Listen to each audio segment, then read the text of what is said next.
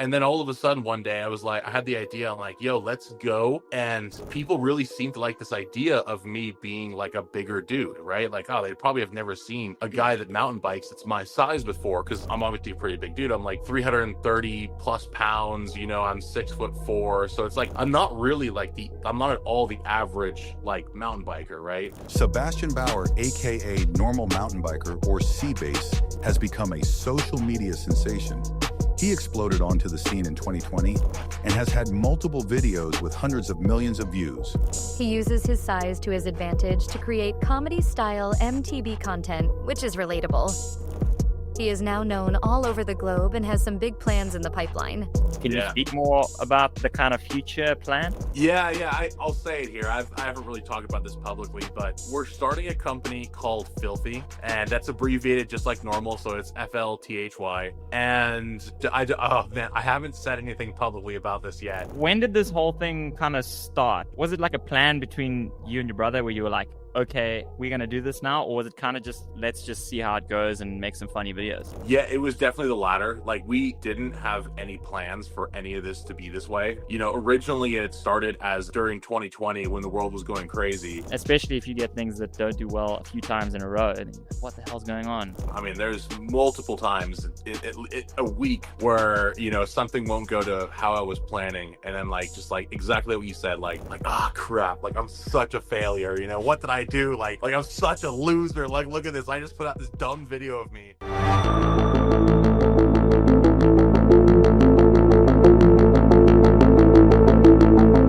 But first, guys, I need to ask you a huge favor to please like and subscribe. And if you're feeling generous, drop a comment. This makes such a huge difference to the YouTube algorithm. And at this stage, we need all the help we can get, because the bigger the podcast gets, the bigger the guests. Back to this episode. So your name is Sebastian, right? Yep. But people call you Seabass. Yeah, Seabass is a nickname that I've had for the majority of my life. It's funny, it originally comes from literally the fish, a sea bass. Because I used to be a swimmer. So I actually did competitive swimming back when I was younger, and I would travel all around the country for that. That's something not very many people actually know about me. It was when I was really young, I used to do that. And I mean, I went to the Junior Olympics and all that stuff for swimming. What? No. Yeah, I'm not even joking. I'm not even joking. Yeah. That's a completely different part of my life. And I actually, after that, did water polo. Like, water polo was like a huge thing for me for quite a while. Like, that was one of the things where I was planning on, going to college to play professionally and all of that. But, mountain biking really kind of was mountain biking at the time was more of like a fun hobby for me. But, water polo and swimming was more of like hey, there's an opportunity here for me. I could actually go places with this. And as you may have come to see, it never really went anywhere other than, just ending in high school. But mountain biking stuck around, and that's ultimately what was the demise for me doing any kind of aquatic sports whatsoever. And I don't remember the last time I was in a pool. So Crazy. It's been quite a while. That is quite a 180-degree swing. Yeah. It's interesting. Like, my mom, she was the one who was primarily the one bringing me around to all these places, as moms, would do, right? And so I feel like she lost the most out of it because, she was so hopeful of man, one of her sons is going to be, a professional in something. And, and as the table turns, my brother, Dersey, who Andreas is his real name. He's also part of Normal MTBER. He's the guy who you guys will see in videos, and he's behind the stage for a lot of stuff. He actually became a professional soccer player back a few years back, and No way. so he was actually living in Nürnberg. So he was out there for, I'm not even joking, man. When you really look at the history of my family, it's the weirdest like twists and turns of athletes and people doing things. It's very strange. So I see why I've kind of ended up in this position, because we have a tendency in my genetics to just full send things and just try to do the absolute maximum that we can with whatever we've been given. So yeah, if you're ever wondering why this is all kind of how it is, that's why. We've just got a crazy family. So yeah. Crazy. That is so interesting. Yeah. So I mean, you obviously did the water sports thing, and obviously you said your brother's involved as well.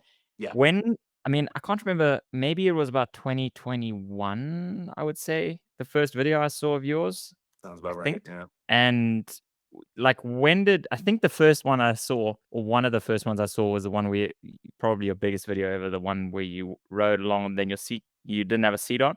Um, um, when did this whole thing kind of start? Like, was it like a plan between you and your brother where you were like, okay, we're gonna do this now, or was it kind of just let's just see how it goes and make some funny videos? Yeah, it was definitely the latter. Like we didn't have any plans for any of this to be this way. Originally it started as during 2020 when the world was going crazy. It was like we were both just at home, and at the time we actually both worked for the same company. We were both in construction. So I was building solar systems. If I know you guys have them in Germany. It's like the massive solar fields that you'll see if you're driving along like the Autobahn or the highway or something. And so I was actually building those, and my brother was working for the same company as well. And then 2020 hit, and that whole year was just super, super weird, as it was for many people. So I was working, but there was a lot of time off where there was the whole in America we had this thing called like the essentials workers or whatever they wanted to label it as, where there was like certain projects you could do, certain people could work, and I was one of those people because we were actually building infrastructure for the country and stuff. But it was still weird. It was still unpredictable. And so we were spending a lot of time at home. And I actually had a background. When I was in high school, I used to do a lot of videography, photography, stuff like that for like professional riders and in my area, really small time at the time. And I would travel around and film race events. And so I already had some gear, I already kind of knew, some people in the bike industry. I kind of already knew like how to make videos. And we just kind of decided, pretty much out of boredom and desperation, we're like, it was like, man, I got to do something different with my life. Like I can't keep going down this path of like, I've never really liked to do like regular jobs, even though like obviously the paychecks are nice to have every 2 weeks. And my brother and I were just sitting around. We're like, hey, I've got all this camera gear.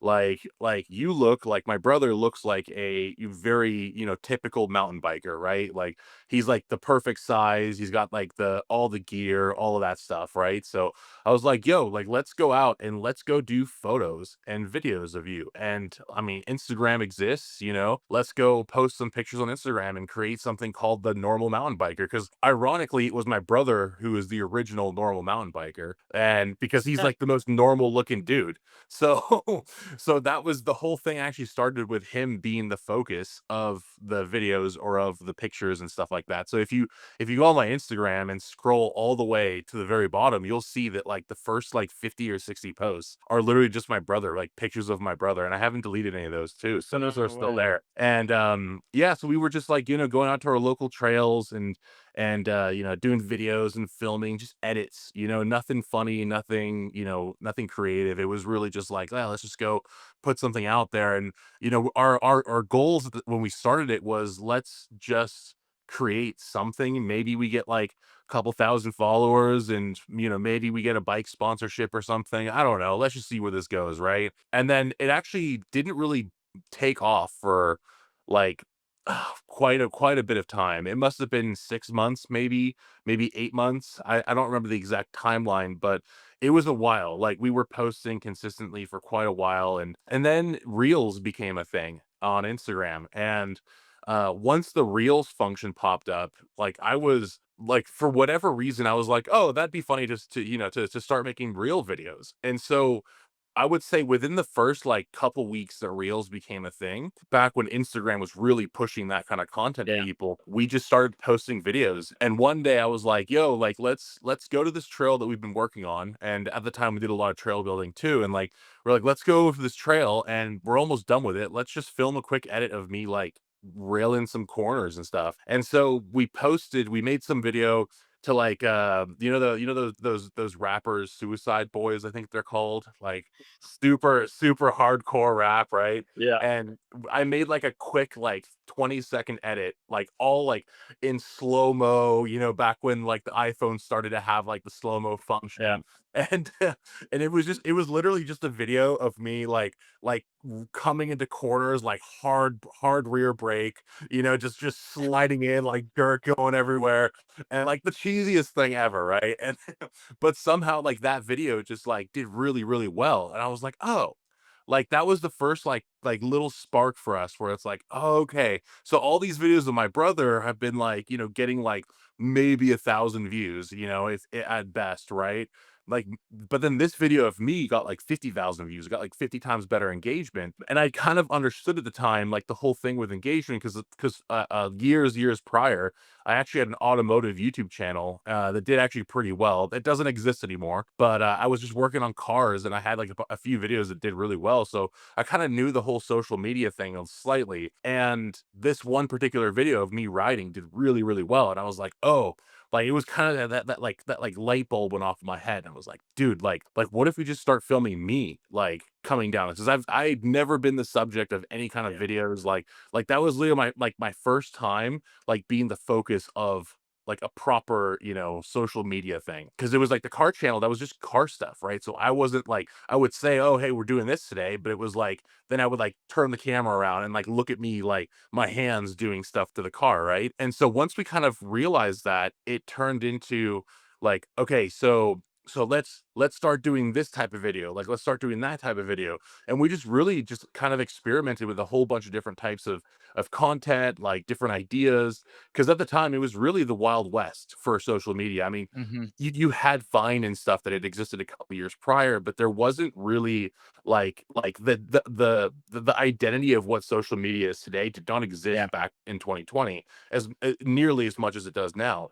Mhm. And so we were literally just trying anything we could. So like so many videos were absolute flops, and we tried everything from like edits to random things that are like like this is what a brake pad looks like, stuff like that, like random stuff, right?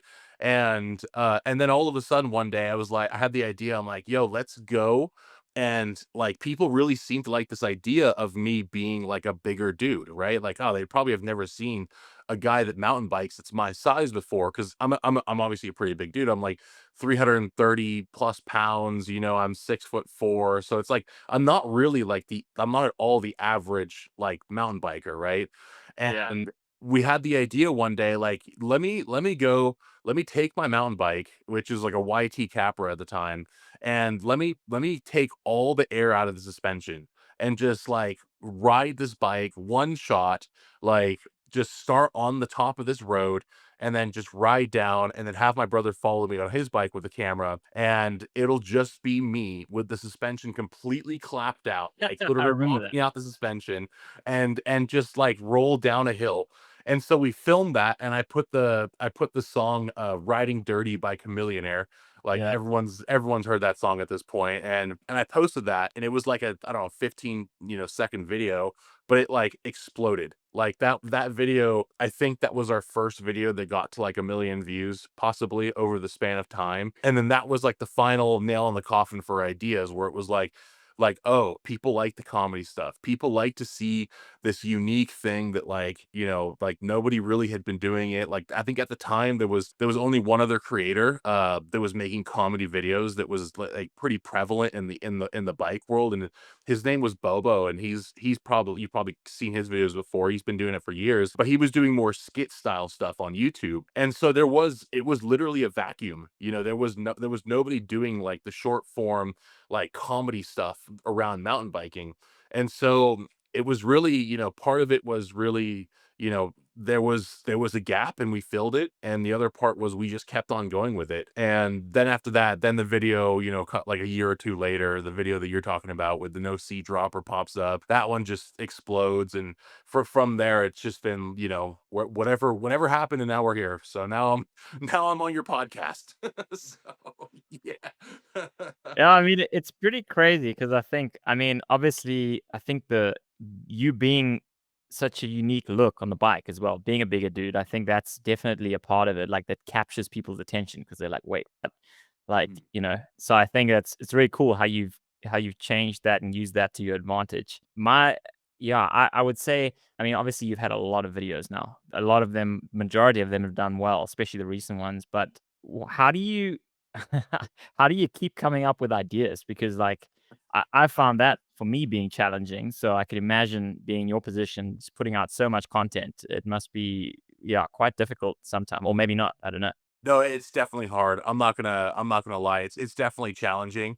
At times, it comes pretty easy, because like I don't know, I don't know if you ever experienced this with yourself, whether it's like racing or ideas or whatever it might be. It's like, sometimes I'm just, banging out ideas after ideas. Like I'll have times where like for like 2 weeks at a time, like every day I'm just writing notes down on my phone of like, this is a good idea, that's a good idea. Like let's do this. And then there's some weeks where I'm like, all right, I need inspiration. Let me just go through Reels or TikTok and then see what comes up that other people are making. And I'm like, let me see how I can like create something similar, but turn it into something mountain bike related, right? Like I'm not gonna lie. I'm not gonna say that every idea is like 100% original, right? Because no creator makes 100% original ideas. Like we're all getting something from somewhere else, right? So that's why you'll see like a lot of videos where I'll have, I'll put like recently I had a video where a dude in, I think it was in Washington, like crashed super, super hard.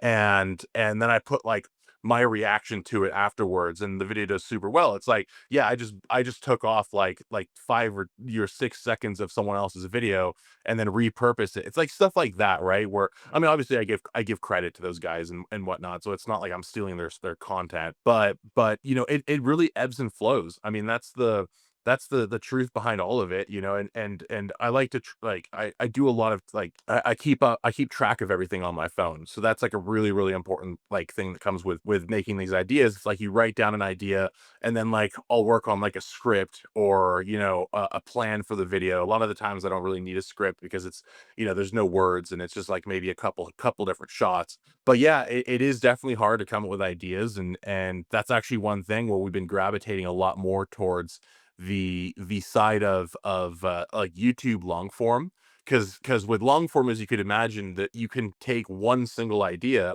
and then turn it into like a 20-minute long video, which is a lot more engaging, and it's a lot more valuable as well. So that's one thing where as time goes on, it's like I can't help to have this like lingering feeling just at the back of my mind of like there's very few ideas left of how I can, bring like really, really original content. Like so much, especially now with so many creators that are out there, like the idea pool is shrinking every single day. Like and Yeah. it's just something that I have, I have my own group chats with like a bunch of other creators like in the space, and we're all kind of thinking the same thing where it's like, we've all already tapped into this specific idea or that idea or this idea over there.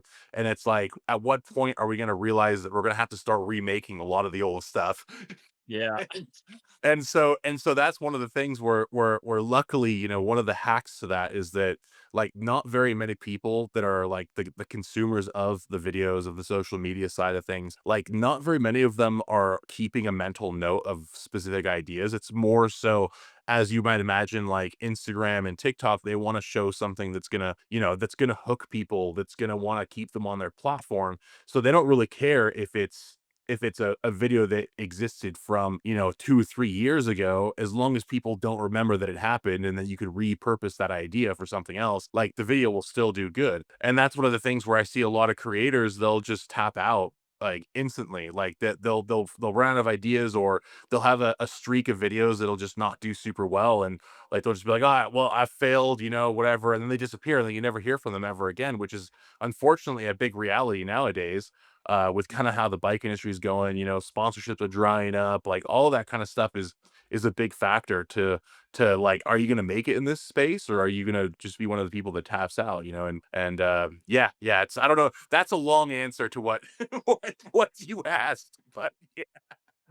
So It's yeah, that's interesting because that's something that I mean, I've struggled with as well, and I think, as you mentioned, probably a lot of creators struggle with, is everybody does, coming up like, with fresh content. And like, yeah. of course, you're watching what other people do, but you don't want to, you don't want to just copy what someone else does. You need to kind of make it your own, but it's not always easy to take another idea, and sometimes someone's done it so well that you're like, well, if I change this, it's not gonna really work so well. So, and you asked me earlier, now I've got a second Instagram account, and that's kind of like maybe part of that as well, because like over the last few years, my other account had done really well, and I got a lot of inspiration from other people and I jumped on trends and things like that. And then like I just found myself like in this place where I was just like, I can't keep up with this. Like I can't, it's not sustainable because like I was having to spend so much time just on the platform, just looking for ideas the whole time, like looking, and also not just in mountain biking, but I'll look at like skiers and motorcycles and other kind of niches as well to try to find ideas. But it was kind of like not all of them were true to me, but like I knew an idea. I was like, this is going to do well. Like I kind of knew it before I posted it that it was going to do well. But it was like then you kind of just chasing numbers, and that was like kind of got a bit old. Like I didn't want to kind of keep doing that. And so the new account was like a more value-based account, more storytelling, more stuff that I was stoked on. Of course, I knew that it's not going to be as easy to grow if you're not, jumping on every trend and kind of having these quick videos that people are going to engage with. But I was like, I feel like from a brand's point of view and from a following community point of view, if you've got this type of following that's really invested, that are willing to sit down and watch a longer video, I feel like that's more valuable from, if you ever drop merch or, if you've got sponsors, that the chances that they actually buy a product is way higher. Actually, I think you probably know him, Christian Pepper.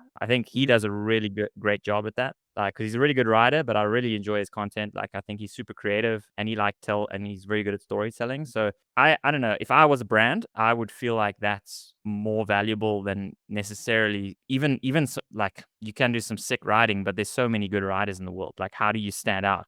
I mean, you do a backflip, someone does a double backflip. You do double backflip, someone does a triple backflip.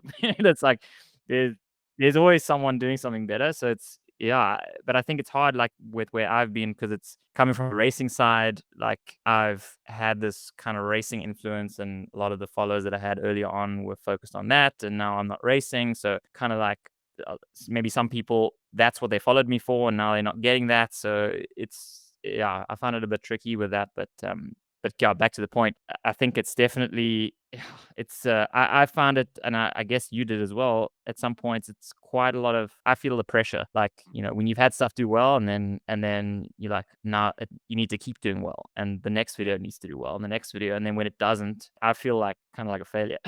I'm like, man, I suck. Like, especially if you get things that don't do well a few times in a row, and you're like, what the hell's going on? So I don't know if you can speak to that at all, but Yeah. I've definitely felt that. No, I mean, the what you're feeling is something that everyone that's in the space goes through. I mean, there's multiple times a week where, something won't go to how I was planning. And then like, just like exactly what you said, like, oh crap, like I'm such a failure. What did I do? Like I'm such a loser. Like, look at this. I just put out this dumb video of me and it only got a few, whatever numbers, right? It's like you said, one thing I really liked was that the numbers chasing, right? And like Yeah. that's such a real thing. And unfortunately, I'm also guilty of that too. Every single day, it's like that's like I almost revolve most of my life around the numbers changing because or numbers chasing, because like I mean that's ultimately it's a way to quantify success, I guess, in some weird, sick, modern, postmodern way, right? It's like it's one of those things where like we've been taught that you don't have value in the society unless you have some kind of social credit like that, where it's like, oh, you get, you have this many followers, like you're the coolest guy in the world. It's like, yeah, but like you meet a lot of people, and a lot of people in the mountain bike space are super super cool, but I've been fortunate enough to meet a lot of people in a whole bunch of different spaces, and you'd be surprised how much people like like the people like those guys that people are looking up to, like so much of their life is ran by numbers as well. And I feel like a lot of people don't realize that is like they create, we're able to, as social media creators, we create this persona online that is at the end of the day like super super fake. And I'm sure you've had this with fans and stuff, but like especially if you're doing a lot of stuff on YouTube or a lot of like the long form stuff where you're really putting yourself out there, like people almost think that they have a relationship with you, like they know you, right? And that can get a little bit tricky. I'm sure you've had, some experiences like that in in your career, right? It's like, like you'll meet people at a race or at an event or something, and they're just like blabbing off, like, telling you things about yourself that you forgot about yourself. And you're just like, oh my God, like you really know like who I am on this online persona, but they've never met your mom. Like they don't know what your Yeah. childhood was like, they don't know anything really beyond that. Oh, excuse me. they don't really know anything beyond that. So it's like there's like there's just this like really weird thing where I'm sure you've thought about this too. Like, let's say like you've had plenty of videos that pop off really like that do awesome, amazing numbers, right? And like you think of like, okay, even a video that got 1 million views, which in today's world is not even that many views, like all things considered, right? Like even 1 million views, that's 1 million people that saw that, like saw you on their screen. Like that's bigger than most cities in America. Like that is mind blowing. When you really put that into perspective, it's like if you were sitting in like a stadium, right? Like you're at the Super Bowl or like the World Cup or something, right? You're in a stadium that what do those stadiums have? Like 100,000 people, like at most, like 70,000 people, and it's like Yeah. that's like your video just got 10 times as many people as there are in those stadiums that where people go to pay to sit and watch some dudes play football or something, right? And it's like it just blows your mind when you really put it into perspective. And I think that's one of the things, going to your point of like chasing numbers, I think that's one of the things where eventually everybody who's in the space realizes that simple fact. And this is a lot of people and they get addicted to it. Like it literally becomes an actual, like that's why it becomes such a big part of their life and why they become so focused on like let me get more views. Like how do I hop on the next trend? How do I create content like that's going to be able to get engage a bunch of people? Or how do I go from like 200,000 followers to 400,000 followers? It's like all of that kind of stuff. And what's interesting about it is that it can either go two ways. And I've seen this with a lot of different creators. It can either heavily improve your life or it can completely ruin your life. And I've realized that it kind of comes down to the personality of who it is that's creating those posts, because I'm sure you've seen it with a lot of other creators. I haven't seen it so much in the mountain bike space, but you'll have, creators that'll pop off after, like out literally out of nowhere. And they'll get like millions of followers within the span of, a couple months because they hopped on some trend or they created a new trend. And then all of a sudden, like, especially this happens on TikTok, like they're big for like 2 months and then they'll get millions of followers. And then all of a sudden after 2 months, the algorithm changes and their videos don't really matter anymore. And then all of a sudden they can't come up with anything new. They can't create anything that lasts. And then they just die off. And then you're like, then you have a graveyard of, a bunch of, 5 million, follower accounts that get like 200 views per video. And then you're just like, oh my God, like it could be devastating. And I think, and then these people, you hear about them going crazy or, like getting into drugs and stuff like that. And you're just like, oh man, like that's, it's 100% a personality thing. Like you have to be able to take those highs and take those lows and not let it define who you are as a person. And I think that's the most important thing, where like for me, it's like we've been around for so long because I do have that separation with my life where like there's times where I'll go to events and it's like, okay, we're playing Rockstar today. Today the goal is to just be a rock star, right? And then I'll, once the event's over, I cut it off, I go home, I spend time with mom and dad. Like I go and cook dinner, I go and like go to the grocery store and walk around, and just get into my regular car and drive around, go to the regular spots that I used to go to as a kid and ride the regular trails and try to become, the person that I actually am, go back to that rather than this like persona that's this online, spectacular look. He's got all these followers. It's like separating those two is like the most important thing that I've been able to do. And especially at first, when I was really starting off with this whole, virality and social media and followers and all that kind of stuff, like it was hard. Like I had a lot of moments where I was like literally talking to my mom because I don't know who else to talk to about this stuff. And it's like, I'm like, mom, like I can't, how do I deal with this? Like, like that, the video you brought up of the no seat dropper or the no seat on the dropper, right? Like that video did like insane. Like I stopped counting after it got shared, like, it got like 400 million views or something. And I stopped, like on my own page, I only got like 30 something million, but it was shared by so many massive creators.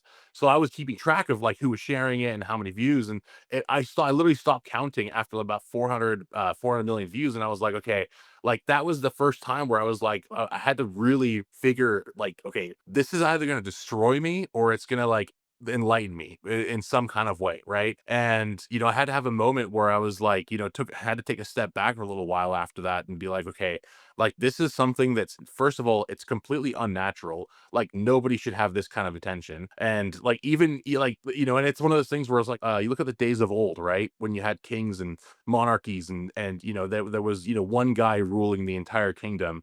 And like even the kings back then, like only a couple 100,000 people who knew who they were at most. you know? Yeah. And that was like best case scenario. And like that, and like the people who ever had access to the king, it was even less than that.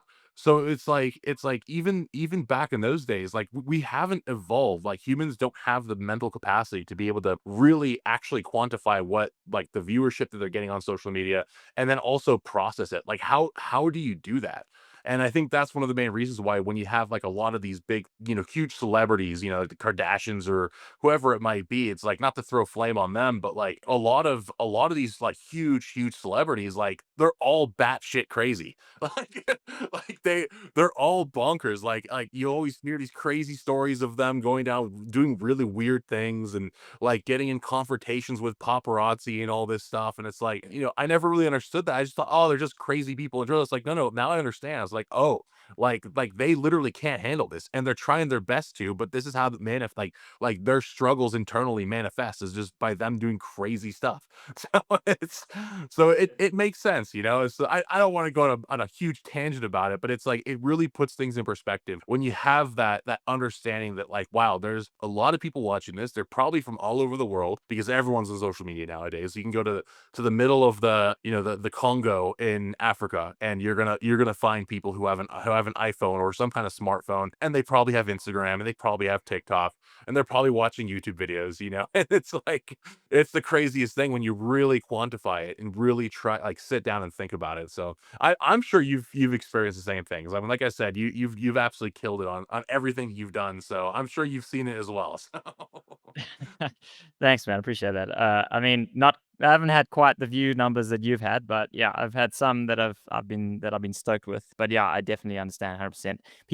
Human beings are not meant like they weren't designed. We weren't designed to have that many people looking at you. It's just Yeah. it's like it's actually crazy. And you reference there the old days versus now. I mean, it's like millions. I mean, that video, 400 million people. I mean, like it's just unfathomable. It's like how you would never there's no physical way for that many people to see you without technology and social media. So, and yeah, movie stars, it's I guess the and also and that's another point as well. Have you ever had to deal with any negativity? Because I know myself, like there've been times I remember, it was a few years ago, maybe 2017 now. It was kind of before I was really like pushing Instagram that much, but I went on holiday and I went to Thailand and I was really ignorant at the time. And we did like this day tour and there were like 10 activities. And one of the activities was riding on an elephant. And I honestly like, we didn't like plan. It was just like part of the thing. And I didn't really think about it. And anyway, posted a photo.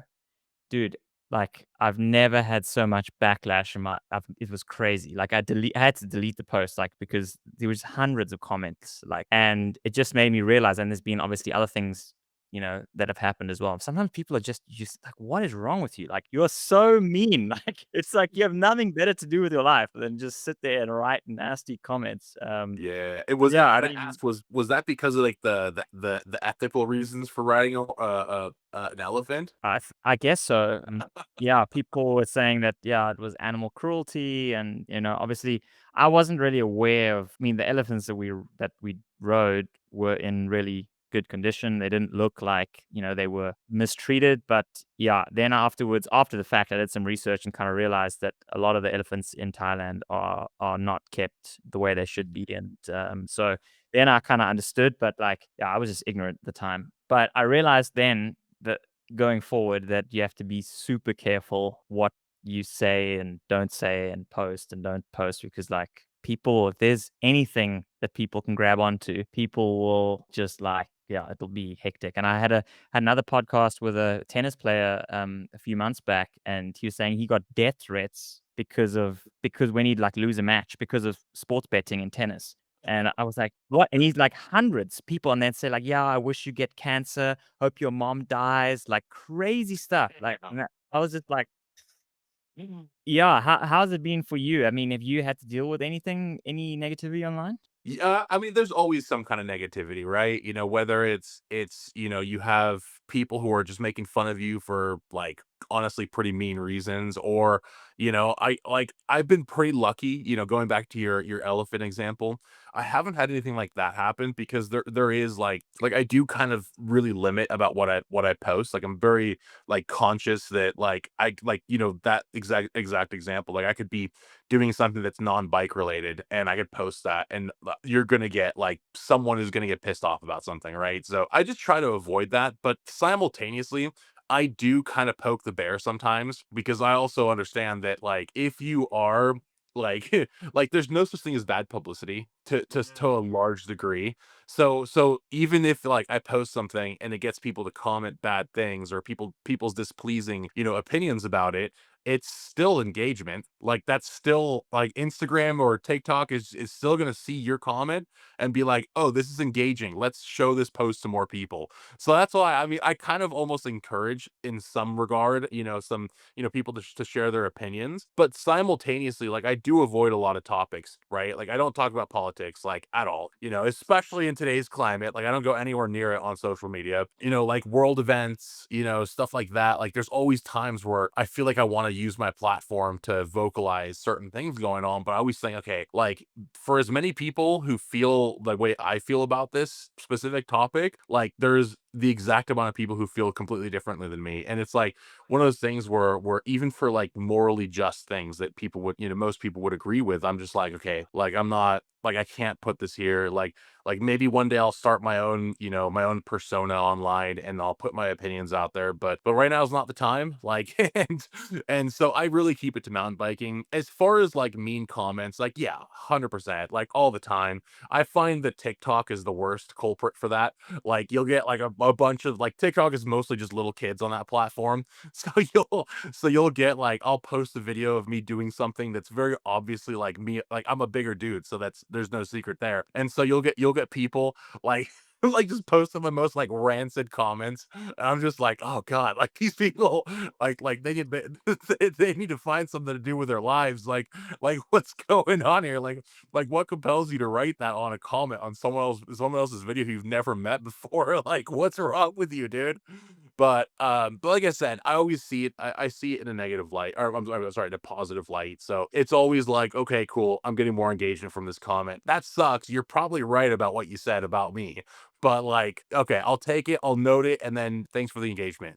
Like that's really my attitude about it, which is why you'll never see me like, creating any beefs online or like responding to comments. Like I really don't like, and most of the time I also don't really like read the comments too much. Like I will for certain videos and certain things that I'm doing. So it's kind of like a gamble as to what I'll read. But like 99% of the things that are said online about me, I have no clue. Like I genuinely have no idea what it is. So I feel like that's why I've been able to stay for the most part sane, or at least I think I'm sane. I don't know. Maybe my close friends will tell me otherwise, but like it's but I mean, like I really try not to fill my heart and my space with negativity really. So yeah, I try to keep that balance going. But yeah. Dude, yeah, I can definitely say that it's probably a good thing to not read the comments just because I can't believe, like as you mentioned, I can't believe that people could take the time sometimes to write the things they do. I'm just like, what? You have clearly nothing better to do with your day. Like, Yeah. I mean, it must take you ages. Like, it's just, yeah, it's pretty wild. And also like on Pink Bike and other platforms as well. Like sometimes even, I don't know if you've seen, I'm doing a YouTube series called Swapping Lines, and I'm riding with various riders around the world, and like the last one I did with Asa Vermette, and we did in Leo Gang, and we used Nickelback was a song. The reason I used Nickelback was because Asa is a big fan of Nickelback, and dude, people hated it. Like the comments to the Nickelback song, they were just like, "This is the worst song ever." Like I needed to put my computer on mute, like hectic, and I was just like, "What?" Like I don't get it. Like yeah, it's so interesting. Dude, can I People are share a just quick rude. story? Dude, do you mind if I share a quick story on Asa? I know you just brought him up. Yeah, yeah. So I gotta tell you guys the story of the first time I met him. Like this kid, like I think so highly of Asa, it's unreal. So the first time I ever met him was in Utah. Like maybe at this point it's got to be like 3 years ago, and this is before he started getting all the international fame and really the growth that he's had over the last year or so, right? And So this is the first time I ever went to Rampage. So I was literally at the old Rampage site, I was jumping, hitting all those jumps and drops and stuff. And like it must have been like the second to last day we were there. And there was a little bit of a sesh going on, as you might imagine, once, all the world's best riders are there for like a week. And so the last day was happening, and like you got everyone, like Thomas Lemoyne was there, like, I'm pretty sure Fedco was there, like, all these really, like, top tier, top riders are there, and so they're all doing their thing, and I walk up the hill to, there's a feature called the Bender Sender, and so that's Josh Bender's drop, and there's, like, a big bender and, like, a small bender, and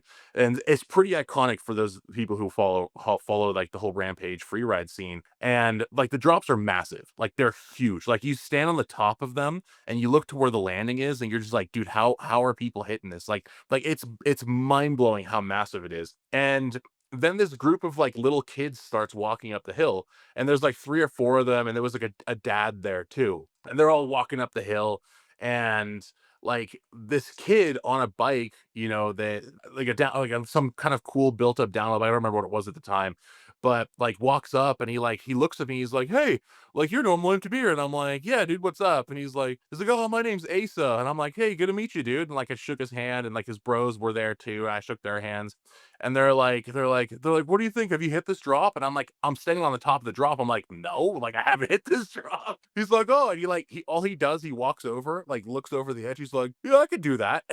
and, and then I'm like, "What?"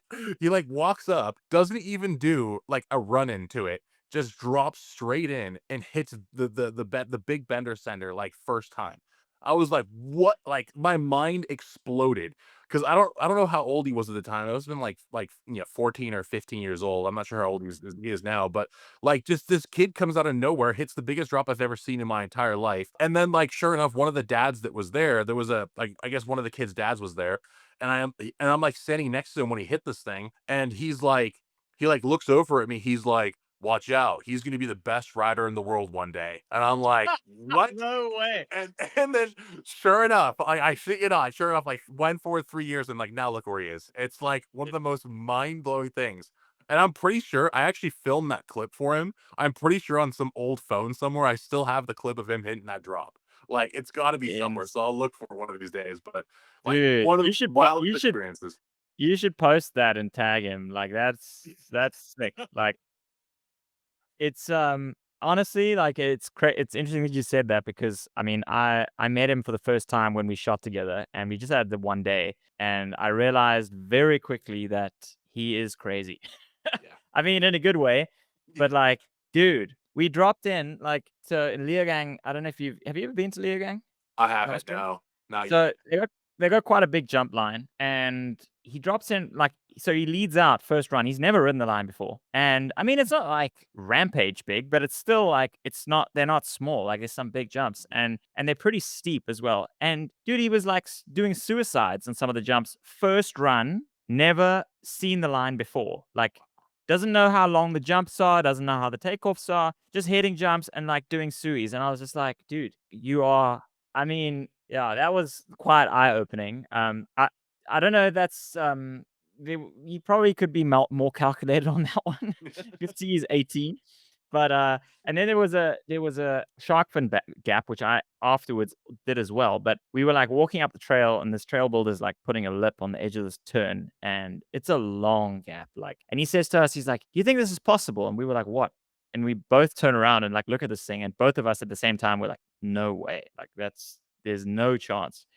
And then we walked up a bit further, and then kind of got a better look at the takeoff. And he kind of wasn't saying anything. He was just like quiet. And I was chatting to another filmer, and then he just all of a sudden starts walking up the hill. And I was like, "Where you going?" He's like, "No, I'm gonna hit it." And I'm like, "What?" Like, and everyone's like freaking phones out, like, like phones out. And yeah, he just like, he didn't even, no speed check, nothing. Just like cruised in, greased it first time. Wow. Like, no worries. And I think this year, like, he hasn't, I don't know how, do you follow like the World Cups quite a bit or As much as I can. I'm really bad with a lot of the names because I'm still stuck in the era of like when like Aaron Gwynn was there and Sam Yeah. Hill, and like they were just like, I'm stuck at that. That's the era I grew up with, right? So a lot of these newer guys, they're so fast that like my brain just can't comprehend what's going on. Like it's like the speed, like just not just like the speed of the riders, but the speed of the World Cup in general Yeah. is so far beyond what my brain can comprehend that I'll watch clips like after the fact, and because it usually happens at really weird times, so I can't watch it live. But Yeah. like I'll watch it after the fact, and I'm just sitting there just like I just don't know how to process it. Like I literally can't because of how fast these guys are getting nowadays. So I think that's but yeah. honestly, I think that's why people resonate so well, like why your videos resonate so well with people, because Mm, it's way more relatable to them. Like if someone's watching a video of Asa or Loic or freaking Brendog or whatever, mm, it's so unrealistic. They're watching it and they're like, this is sick, but they can't even imagine being anywhere remotely close to that. yeah. Or even like a World Cup track. A lot of people have never seen a World Cup track or never walked down a Mm, World Cup track. So like it's like, oh, okay, that's steep and it's rough. But unless you've actually stood there, like been to Val de Sol or been to Rampage in that case, like and actually stood there and looked at the stuff, it's like you can't actually really imagine how big it is and how gnarly it is.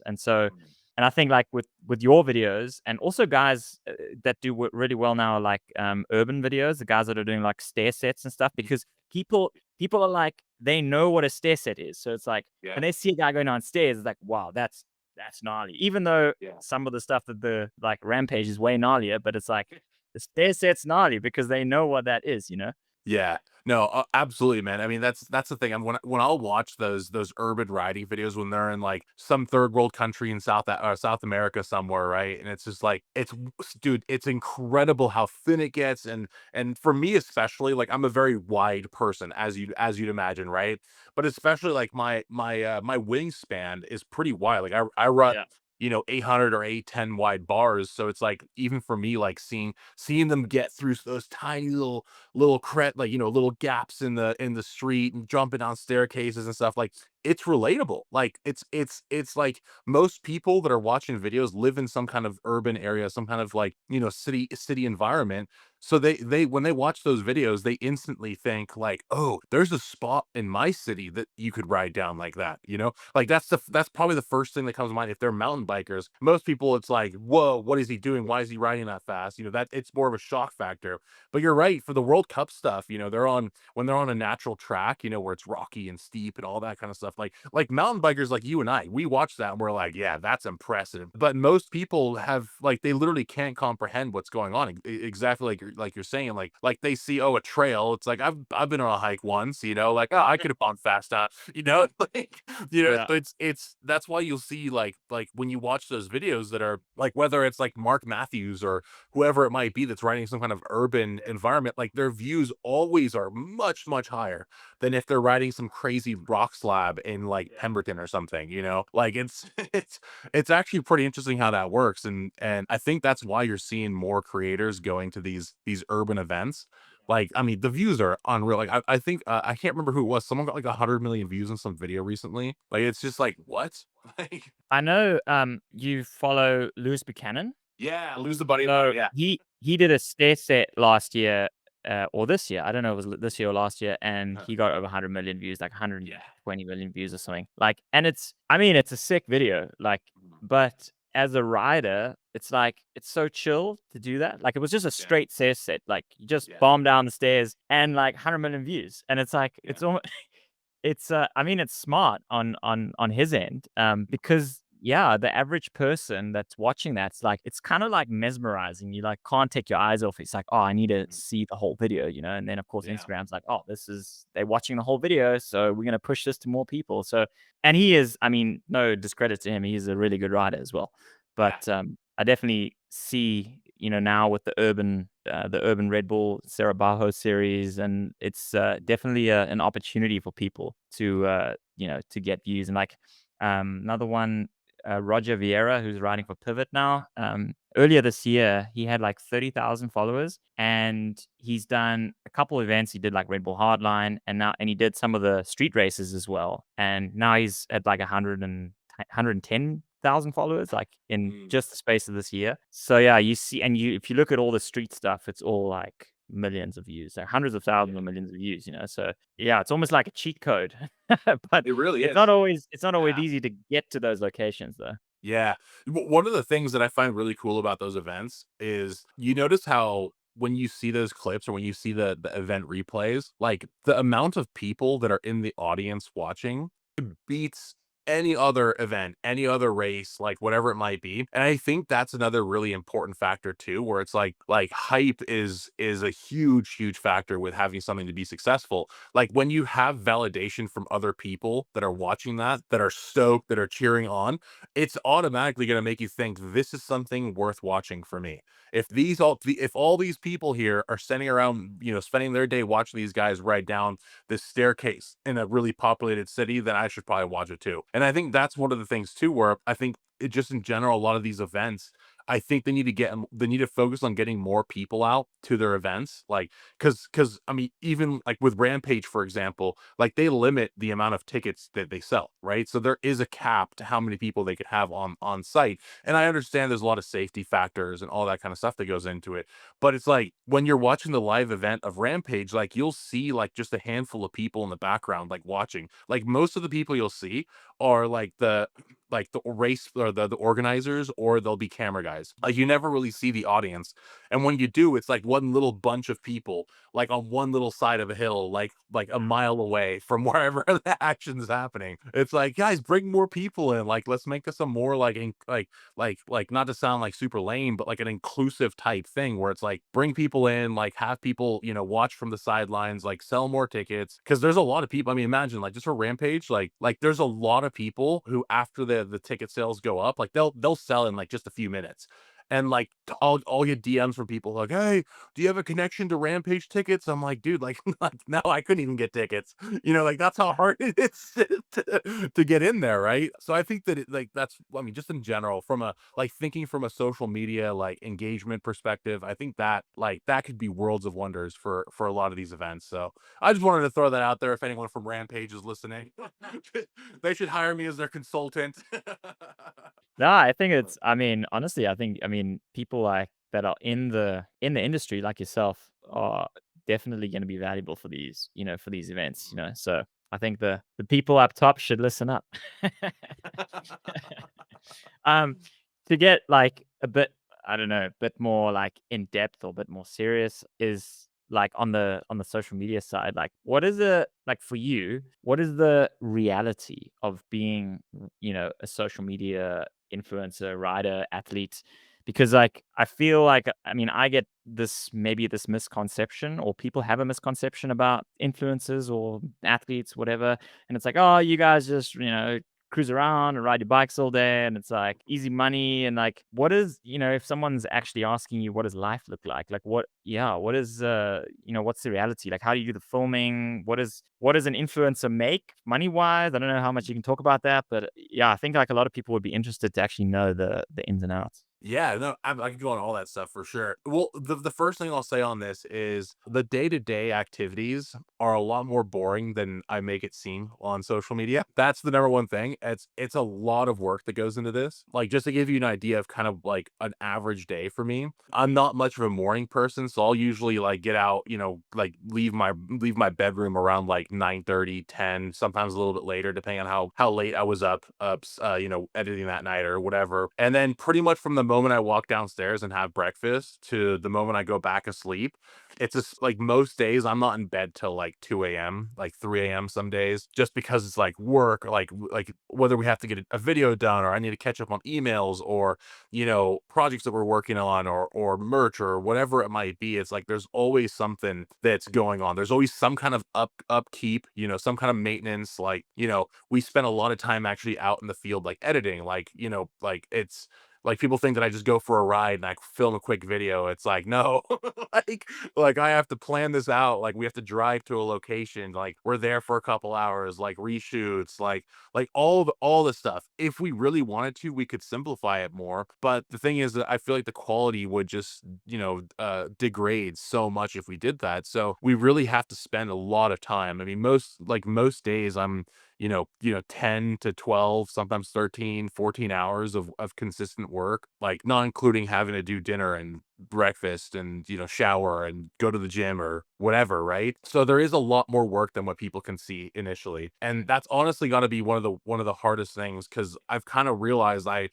just from a sacrificial point, I can't really plan too much ahead of time. And that's one of the things that really kind of has affected me in life, because it's like I'd love to go on like trips with friends. Like I'd love to go on a family, go visit my family at this point in time. I'd love to go whatever, do things that aren't revolved around work.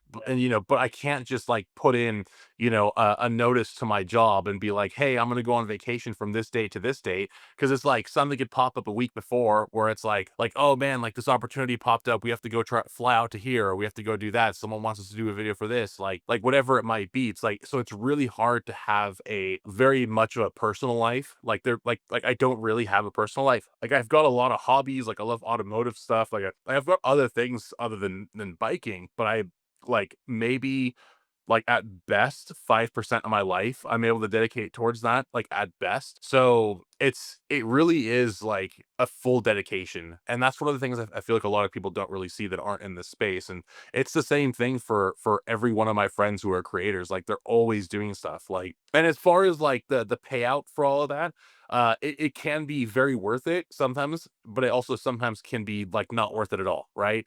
And it's that never really knowing, it's like, some years you're making like hundreds of thousands of dollars, YouTube's doing awesome, it's like, having consistent paychecks, it's awesome for some years. And then other years, like this year, for example, like we've basically limited the amount of partners that we're working with as far as like sponsorships and stuff, right? And there's all a reason. It's not because of not being able to find sponsors. It's because like we're actually trying something else. So this year we've kind of stepped back from a lot of the main sponsorships.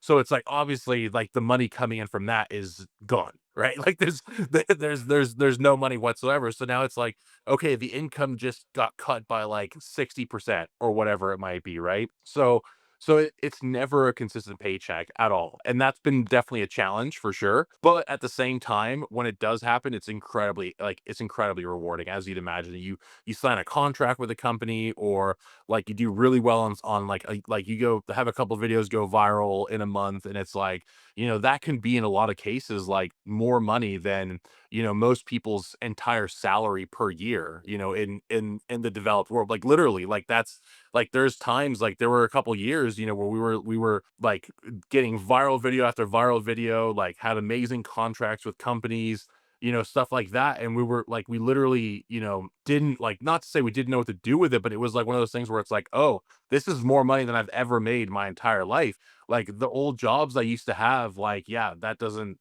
mean anything anymore. It's that kind of stuff. But then next year is like, oh crap, we're down 50% this year. It's all over the place. And that's actually one of the reasons why, moving forward, we're actually starting our own thing pretty soon. So we're gonna have our own business in the bike industry, and I can go into that if you want. But the main thing is like we want to kind of avoid having that inconsistency and create something with longevity, because that's been my main thing through all of this. Is like it's great having the social media stuff, and it's great getting all the views and contracts and stuff, but I want to make sure we can rely on something that we're doing, something that's tangible, and something that's replicating, like that we can replicate, right? So that's actually why we've been kind of moving away from like having too big of like brand deals, because they're year by year a lot of the time, and it's really hard to just having to rely on another company to pay you for your work is a little bit sketchy. And sometimes companies don't pay out, or they ghost you, or whatever it might be. There's a million and one reasons why it wouldn't work out with certain companies. So although I'm not opposed to sponsorships or anything like that, like I love all the companies we worked with, and the ones we continue to work with. So that's no issues on my front there. But it's also like, having that consistent thing that you created yourself is also super, super important to me. I know exactly how it feels like with in terms of sponsorship, because basically Yeah. for the last, I mean, not through content, but through the racing side. I mean, for like 12 years, like basically I was living off sponsorship, and Yeah. it's it sounds like very glamorous from the outside. It's like, wow, that's sick. Like you kind of living the dream type of thing. But then people don't realize that most of the time, as you said, it's 1 year contracts Mhm. or maybe 2 if you're lucky. But then every single year, it's like when it gets to this time, September, October, it's like, okay, now it's time to renegotiate and like hope that they happy, hope they're gonna stick around, like, and as things happen, some pull out, some you get some new ones, but it's like a constant kind of movement. And I just feel like when you're young and kind of got no responsibilities and stuff, it's like all good. But as you get older, like that was something that really was tough for me. Yeah. And that's why I'm kind of pushing, I'm also helping some brands with social media and doing their content and management and stuff, their accounts, just to like have something that's not just brand related, because Yeah. like it was just like, yeah, it becomes quite stressful. Yeah. And especially like now I want to, at some point, want to have a family and like all that. And then it's like, oh, now you got to support other people. And then it's basically like being in a company. And then every year you don't know if you're going to have a job the next year, it's Yeah. like, which is pretty for some people, like my wife now, she's like, she would never want to do that. Like she needs security and she needs this stability. And that's the trade-off that we have, like, Mhm. you get to do the cool thing and ride your bike and travel and etc. But it comes at this price. So yeah, I don't know how, you've dealt with that yourself, but Mhm. Mhm. it's there's definitely like when a friend of mine's a pilot, and although I've never wanted to do a 9 to 5, I can see the being like having this normal job, like, or my wife, just having a normal 9 to 5 job. Like I can see the benefits as well, because like when Friday comes, it's like she's off for the weekend, like, and she's completely switched off from Friday to Monday morning, like, and that for people like us, like I've never switched off, like ever. Yeah. Like, Yeah. and even like I can go on holiday, but I can try my best, but the brain is never gonna switch off. Like Yeah. it, and even if there'll always be like ideas popping up, or because when you're the business, it's like the more you put in, the more you get out. And I guess that's the I don't know if it's like a curse or a gift, but yeah, I guess that's not for everyone. I mean, I would say the curse of the highly productive person. It's like you said, you're constantly working, constantly making things happen, which do bring a lot of fruits, right? But then at the same time, like you never get rest, and I suffer the same thing. Even when I do have those days where I crash out, and I'm just like, dude, like screw everything. I'm just gonna watch Netflix all weekend. Like Dude, that I know happens. the That feeling. happens. Even then, I'm like, I'm always thinking like, oh, I'll pull up my phone, like, I'm writing a note down, whatever it Yeah. might be, like stressing about, damn, when I get done resting this weekend, like on Monday, it's about to get gnarly. like every day that I'm not working, like it's like Yeah. an extra day that's added on, that I'm trying to turn 24 hours into 48 hours. It's like, Yeah, yeah. You it's do you ever get that? Like, I've had that quite a few times where people, like now being with my partner and then, my family or whatever, not my parents, but like the sort of more distant family, or people that don't know me that well. They're like, yeah, so, your wife works and what do you do all day? Like, and it's like, oh my, like, and she understands because she sees what, the time that goes into it. But people, the thing is, I guess it's easy because people watch Instagram or whatever, and then they're like, oh, he's in a bike park today, and he was in yeah, the bike park yesterday, and he's in the bike park tomorrow. And, yeah. and it's like, no, you go there and you do a batch of videos, like, Mhm. so that for the next like 2 weeks, you don't have to ride. Like, I Yeah. want to ride, but it's like, there's no ways that I can be riding every day. There's just like, there's not enough time. No, 100%. But No, it's, I yeah. definitely get that. Like, I know what that feels like for sure. Like that, and it comes mostly from a lot of people who don't really understand like the backstage of it, how much work comes into this stuff. And then, funny enough, it's like from my grandparents mostly. Like they're like, I love them to death, obviously, but it's funny because like they're very like I'm half German, so my dad's from Ah, Germany, crazy. and yeah, I'm half German. They're from Frankfurt, in Munich and those areas, right? So I've got a lot of family over there, and my grandparents are as German as they come. Like They are literally like every stereotype you could ever imagine. It's hilarious, right? And like they literally they come from a background of like really hard work, like construction workers, like they built houses, like they were up at like 4 a.m., didn't go to sleep till the sun went away, and they have no idea like at all like what we do. Like it's the funniest thing. Like they always every time we see them, like they're always like, what so what do you do? Like what do you make videos? Like how do you get paid from that? Like the concept is it's so new. And I feel like there's a little like in the back of their minds, they're like, these guys don't do shit. Like Yeah. they're probably sitting around all day, like all this kind of stuff. And I'm just like, no, I promise, like I'm working really hard. Look how many followers I have. And they just don't understand. Like it's the most unrelatable thing to them they could possibly imagine. Especially in Germany, Germans are very like straight down the middle, like traditional, good old fashioned hard work, and this is a very, very new concept. So, so Yeah. when you tell people here, it's like, you do what? You do, but like, I don't understand. Where does the money come from? Like, what do you do? What Like, does a roof this? it's I try to tell people because like like now because I haven't been racing this year, and then they're like, but so what do you do? I'm like, dude, you have no idea. Like trying to do like just doing a podcast, like the amount of time and energy and editing and like as you could imagine, like that goes into it. Just that alone, like sourcing guests, doing research, etc. And then then you got like the short form content side, which is your speciality. Like, and people see like a 10-second reel and they're like, oh, that was sweet. Like, and sometimes it could be like half a day or a day's work, Mm, like gone yeah, into that. Like, yeah, but they just like, oh, sweet, like 10-second video, yeah. and or I get comments from people like, oh, you must have so much time on your hands. Like, you'd put out so many reels. And I'm like, dude, like, I make time. Like, Yeah, that's like my job. yeah. And never mind going into like longer form content. And then I don't know who does your bikes and stuff. But like for me, doing just like keeping up with everything, like doing bike maintenance, like keeping that side, getting new product, selling old product, like all that, like it's not difficult stuff to do, but it's like everything this is the whole big enterprise, trying to find new sponsorships, dealing with current sponsorships. It's like, and then I'm doing the social media, like managing brands. So it's like trying to explain this to someone that doesn't understand is really frustrating sometimes because Yeah. I just get the feeling that they think that I'm just a lazy bum that watches Netflix all day. Hey, who knows? Maybe they might be right. I don't know. We could just be living in a delusional world where we're just like making things harder than they need to be? Yeah, maybe.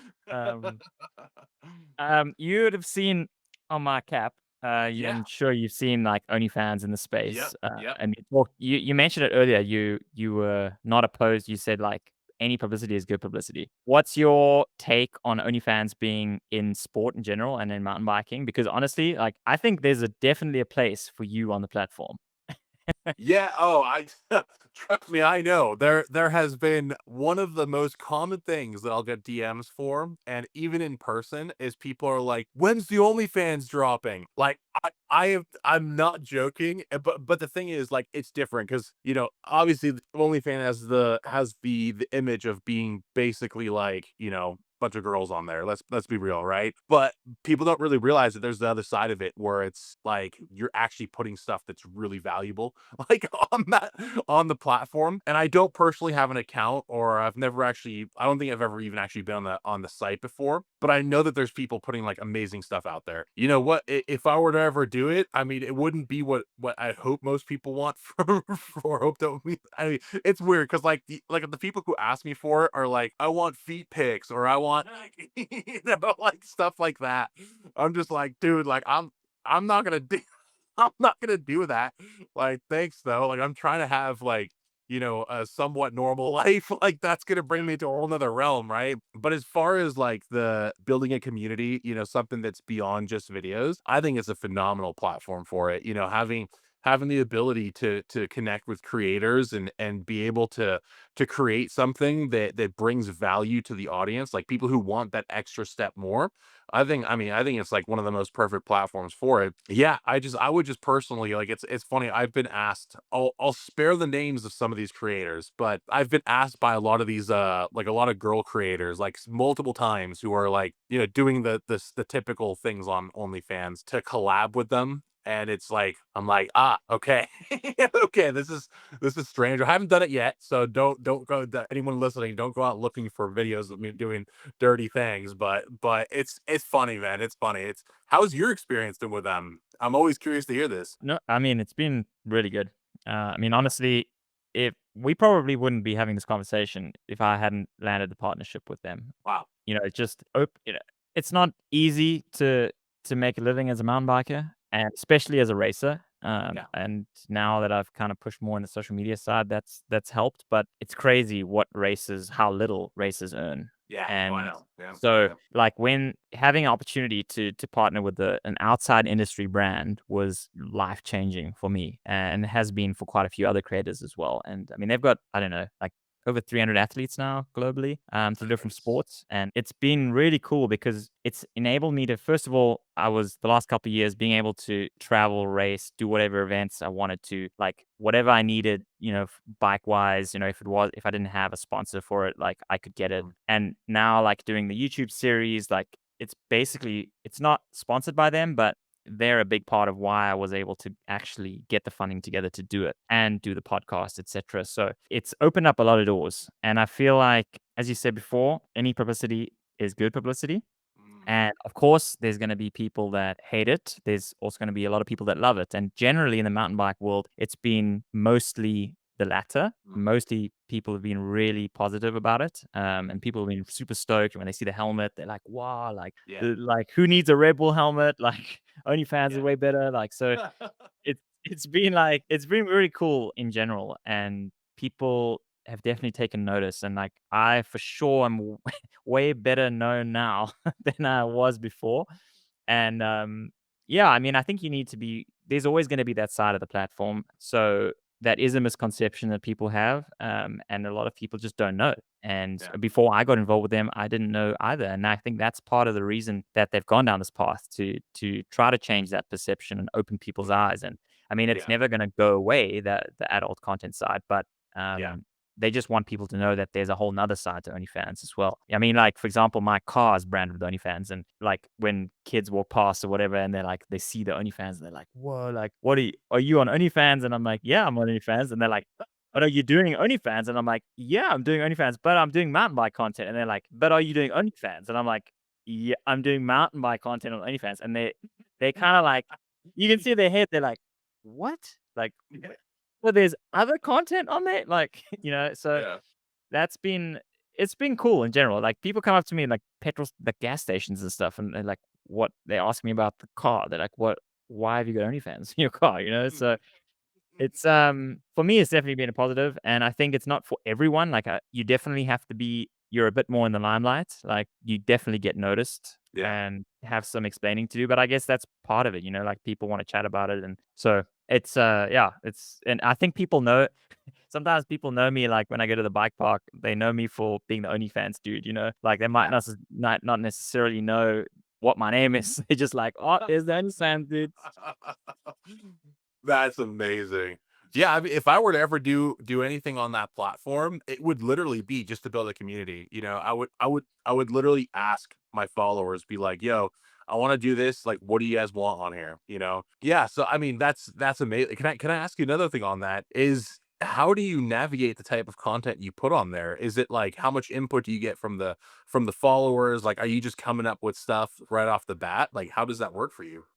So I mean, obviously, it's quite a lot of, due to the partnership. Like, there's quite a lot of content that I need to do. It's like 3 posts a week on there, and then 5 mass DMs a month, and then a live stream, and that's just on the platform. And then they've also got another platform called OFTV, which is their kind of streaming platform, kind of similar to YouTube, but it's only for OnlyFans creators. Okay. But the difference is, on that platform, there's no explicit content allowed. Okay. So I'm doing, and that's like longer form videos. So it's and it's quite, you can't just upload a video. Like, you have to upload it, send it to them, they vet the video, and then it can be posted. So it's a little bit more strict. So, and I'm doing that as well. So a lot of the content is, I can't, there's not physically enough time to, because I'm doing content for them on Instagram as well. Like 3 Instagram posts a month and 5 stories a month. And so I've got to be kind of creative. So I'll do a lot of, I can't post everything on Instagram. So there'll be a lot of, behind the scenes stuff that doesn't go up, raw videos, when you've done multiple takes of stuff. I'll do some personal stuff, some personal family stuff, because I don't generally post that on Instagram. And I engage, I answer all the messages on OnlyFans always, and I can't do that on Instagram. Like, it'd be like a full-time job. Same for you. I know the deal. So, like, and I think that's what people want, right? Like, they come there, they want that personal contact. And so I'm like, okay, cool. If you're willing to come and follow me on that side of things, then I'll make sure that I give the time to actually, engage with you and chat to them. And people asking me like bike recommendations or like bike setup tips, and I'll do some how-to videos on there. Or like, for example, when I got the new Scott Gambler, before the release, I put the bike on OnlyFans, even though it wasn't online anywhere except my OnlyFans. And I was like, well, if you want to see it, then gotta go over to my OnlyFans. So like things like that. So if people want to see stuff before it happens, whatever, if I'm doing a new video, I'll put it on there, or put the teaser on there first. Like, so kind of it gives people an inside scoop kind of thing. Nice. But it depends like how much you're willing to invest. Like, if your focus is purely on that platform and you're not doing other content, because that's my thing. Obviously, I'm doing stuff on YouTube and TikTok and Instagram. And so if I'm only doing that, then I could do more specific stuff for OnlyFans, but it's all time management. Like, there is only, when you're trying to do multiple platforms, it's difficult. So that's a shortest answer. But I think I think it would be cool. I mean, I think you'd be a cool addition as an athlete for them, to be honest. Like, because you're so unique, and obviously on the social media side. And I don't know, if it's cool with you, I'm going to mention you to Dylan, who's heading up the athlete side, because I don't know, I think it would be a cool fit. Like, definitely unique, that's for sure. That'd be sick, man. I appreciate it.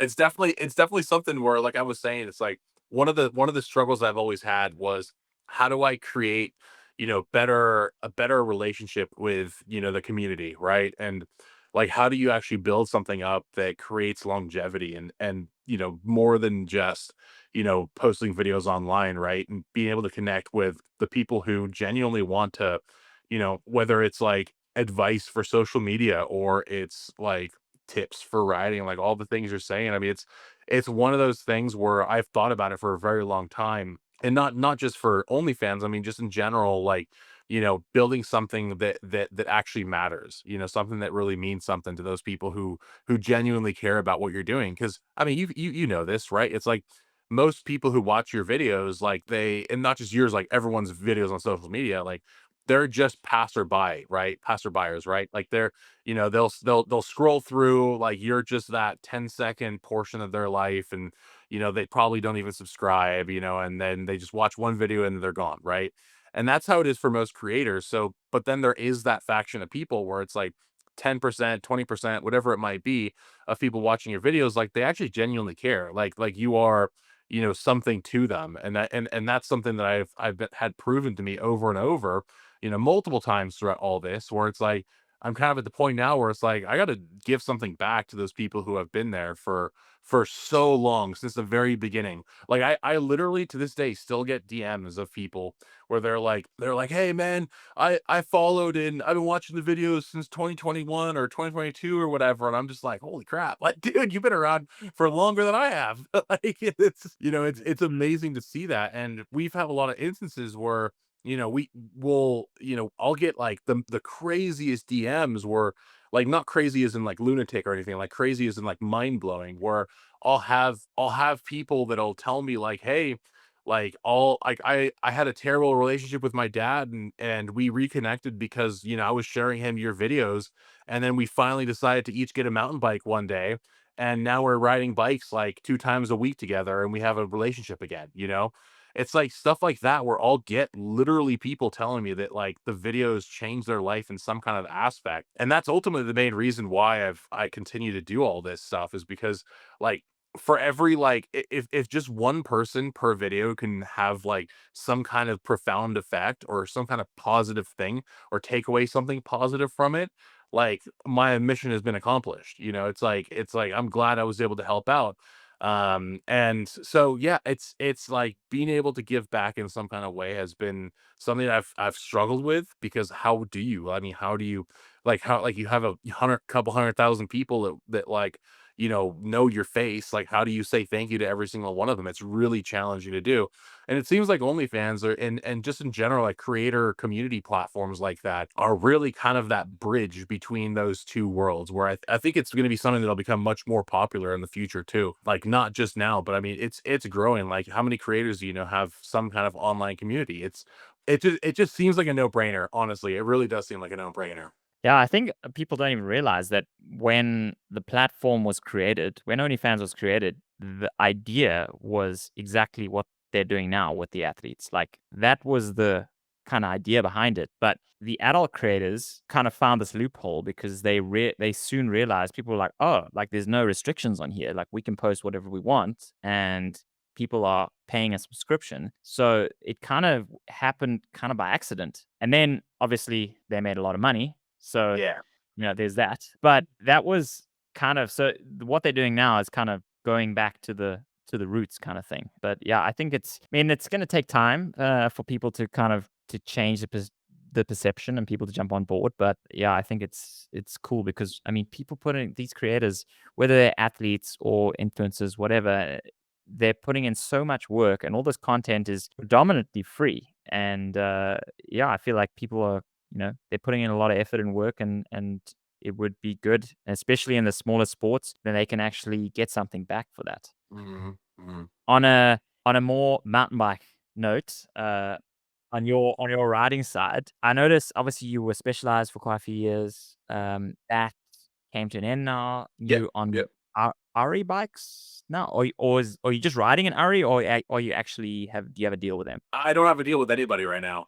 Okay. As far as like frame companies, bike Okay. companies, I'm kind of all over the place to be totally honest with you. Like a couple weeks ago, I was riding a Ghost. I got a chance to ride Ghost when I was in Austria. Sick bikes, sick bikes. I think the Gambler you have, the new Scott Gambler that came out. I think that's one of the coolest looking downhill bikes, that's ever existed. It's like I'm all over the place with it, right? Like I have a couple Aris, absolutely love those bikes. Their headquarters is only, like 6 or 7 hours drive for me. They're in Utah. So it's like, and I've been running the Revel bikes as well. They're in Colorado. I'm all over the place really with it. It's like I wanted to use this year to kind of try new things, because as you mentioned, my we had been with Specialized for years. I think it was like 4, maybe 5 years. I think about 4 years we were with them, and they were a phenomenal company. I have nothing but positive things to say about Specialized in general. Like, the guys over there are awesome. They've always been great to us. But we were riding Specialized bikes for literally that entire time. So I don't know like what the rest of the bike world really is like. I've never been able to extensively try other brands. So that's really kind of one of the main things, moving forward, that I want to do, and just kind of get on, like, throw my leg over as many things as I can, just to see what the world is like. Cause one of the things that, and this is not because of Specialized or anything, just in general, like, you would imagine, like, burnout is a real thing, especially in the bike world, where it's like, you for racing, or the social media side of things. It's like, at a certain point, like, it becomes so repetitive and it becomes so mundane to a certain degree, where like you almost have to change things up in your world to continue being able to go on that same path. And that's kind of where I have been the last couple of years, where it's like, we've been doing like so much stuff, like so consistently doing things, that like now I'm like, you know what, let's spice things up a little bit. Let's try different bikes. Like, let me try different disciplines. So I got a downhill bike finally for the first time, like riding an RE Superior Peak, like loving it, like totally changes the game, like like trying out different components, like trying out like going to different places to ride, like really just trying to diversify as much as possible. And it's been very successful for us so far. It's amazing how receptive like a lot of people are to new things. And as you know, there's like in the bike industry, like there's like people are so like they're so stuck up on like what bike brand they ride, like for the average person. It's like some people are like, I'll only ever ride Specialized. Some people are, I'm only gonna ride Santa Cruz or like, whatever it might be. And it's like, yo, like how about try like everything, if you can afford it, like why not? Right. That's where I'm at with things. So yeah, yeah. Rad. That what? So what? I mean, I don't know if you can speak to that, but was that the decision to leave Specialized? Was that a mutual thing, or like what happened there? Because I mean, Yeah. obviously you were Yeah. with them quite a long time. No, I mean, for the most part, like, I don't wanna make it sound like, when your girlfriend leaves you or something, and then you're just and you're just like, "No, dude, it was a mutual thing." It's like, "No, it wasn't. She left you because she found another dude," you know? Yeah, yeah, I'm not I'm not trying to make it sound like anything like that. Like, really, it was just a numbers game, and I've actually yeah. talked extensively about this. I made, like, a YouTube video about it where I go really in Mm. depth with it, but, I mean, the gist of it was, like, we had a contract every single year, and I won't get into specifics of the contract, but as the bike industry kind of evolved the last couple of years, things have gotten a little bit tighter, and that kind of reflected into the contract we had with Specialized as well, where it was like, it was kind of like a situation where like it was like, okay, we need more out of like normal MTBER, but then also we're gonna like cut down the amount we're spending. And it was a little bit hard to justify it for us because it was like, okay, but we're doing more stuff and this is happening now, and you want to add this in, and it's like it just kind of kept on going down that cycle Yeah. where it was almost like not necessarily becoming like an employee, but it was like it got to the point where we couldn't we just physically were not able to do a lot of the things that they were asking us because of how busy our schedule was. So it was really just a balance of like of the pay and like what the expectation was. And so we kind of just agreed that like, you know what, it's just not going to work this year. And yeah, that was really it. There was no hard feelings, nothing like that. Like I said, like they were always phenomenal. Like the reason I think in my opinion, one of the main reasons why we were able to become this like the internet success that you see today is that like large part because of Specialized. I mean, they were able to send us places, give us experiences, put us in connections with people that we probably would have never been able to meet or do or anything like that. So it's like, for I would imagine that, like a lot of people take the whole contract thing very personally. Like for me, it was nothing personal. It was like the what was personal about it was how good they treated us, like how like awesome the guys over there are. So it's like, being able to say that I had a good relationship with them is like really prideful for me because it's like, dude, like how many people can work with a company as big and as influential as Specialized and come out of it better, than they did before. It's like that's phenomenal. Like how lucky was I to be able to work with those guys? So I've got nothing but love for them. I know a lot of people on the internet like to create drama and like the people on Pink Bike comment sections are all like, oh, but whatever nonsense they'll make it made up. So I'll just hear it from the horse's mouth. Like I got nothing but love for those guys. So just didn't work this year. That's it. That's it. I mean, So, yeah, I get it totally. I think a lot of people don't understand, that it is a business relationship at the end of the day, and yeah, it has to make sense from both sides. And sometimes 100%. Yeah. it's nothing Yeah. to do with whether you did a good job or whatever. It's just like, yeah, sometimes budgets are just tighter. The industry is not doing the best right now, and Mhm. I've felt it. Everyone has felt it, I'm sure. So Mhm.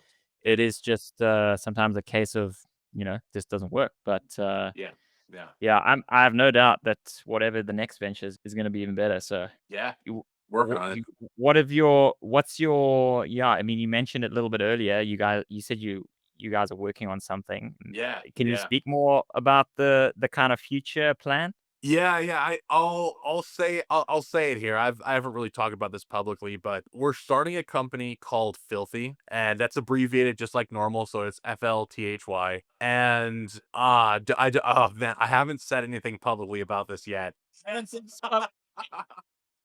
So I'll tell you like I'll give you some hints as to what it's gonna be. It's gonna be a series of products that there aren't very many of in the mountain bike industry. Like, it's a common thing that all mountain bikers use, but there's not very many options out there, relatively speaking, compared to like everything else. And there's definitely no creators or like, influencers or whatever you want to call it that have like this. Like we've done, like I said, we've done merch in the past, and it's all done super well, but we're trying to create something that can build and become greater than this has ever been. And I think we found what that is, and I'll probably be releasing in the next like week or so. No way. Like Sick. yeah, and like we've been working on this project for like at this point about a year. Like it's literally been 12 months, 13 months, maybe even longer, of us just consistently like prototyping, testing, like all of that kind of stuff, like literally going full like mountain bike industry on this. We've like dumped almost like all the money, all the extra liquid we had into this. Like it's been a crazy last year, but I'm super stoked it'll finally be dropping. So slowly but surely we're getting there, and I'm hoping that people like this. It's going to be a slight bit controversial as I am, and so it'll be right on par with the brand. So I'm stoked to do it, and I'll tell you afterwards after we're off the show. I'll tell you a little Okay. bit of recording. But I Sick. don't want to go full like just blow a load like off the pad, just right off the bat. So I got to build some kind of suspense. Sick. Nah, cool. Yeah. That sounds really sick. Yeah, I'm can't wait to well, by the time I think this should, if all goes well, come out on the 4th. So it'll be around that time that you're gonna be bringing out the news. So should be good timing. You said it'll be out by the 4th? Um, that's the plan, yeah. It's a little bit, it would have been better to get it done earlier because normally I get them done a little bit earlier in the month before I bring them out. But the plan is normally I do the first Saturday of every month. So gonna try to keep on schedule. So let's see. I have to see how much editing I can get done. If that's the case, I'll just tell you what it is then. It's because we're gonna drop probably this coming week.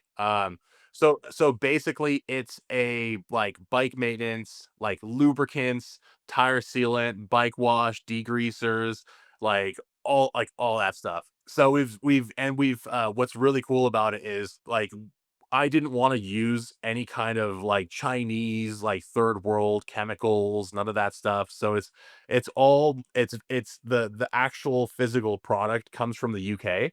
We have a company in the UK that makes it, and it's all like biodegradable, like really good quality stuff, like no slave labor, none of that stuff. And then it's shipped over here to Nevada, to our house here, and we're actually packaging, putting the labels on. So it's literally made in the UK and in America. So that's what we're doing. Yeah, it's gonna be cool because like there's no other creators that I know of that are doing this. Like maybe there's like smaller companies, obviously, but kind of the way we're approaching this is like very very unique in the sense that the structure of it is it's gonna be limited drops. So kind of like you would with t-shirts, like it's not going to be like one product and then like it's the same for like 20 years. Like this is going to be every drop we're doing limited run of every single thing, and it's going to be kind of like breweries. Like how breweries, like local breweries, they'll have like they'll do limited drops of a certain kind of beer, and they'll put like different artwork on the bottle and like all that kind of stuff.